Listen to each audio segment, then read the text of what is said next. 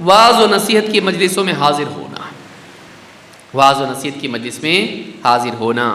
معلّہ ابن زیاد کہتے ہیں قال رجل للحسن، ایک شخص نے حسن بصری رحمۃ اللہ علیہ سے کہا یا ابا سعید اشکو الیک قسوۃ قلبی، میرا دل بڑا سخت ہے، میرا دل سخت ہے، میں آپ کے سامنے بات بیان کر رہا ہوں تاکہ کچھ حل بتائیے۔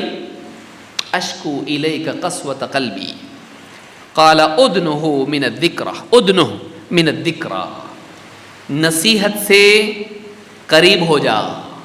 ذکرہ کہتے ہیں، راوی کہتے ہیں ای ممن یذکر، جو اللہ کو یاد کرتا ہے تو اس کے قریب رہے، جو اللہ کا تذکرہ کرتا ہے، اللہ کی بڑائی کرتا ہے، اللہ کی باتیں بیان کرتا ہے، تو ایسے انسان کے ساتھ اٹھ بیٹھ۔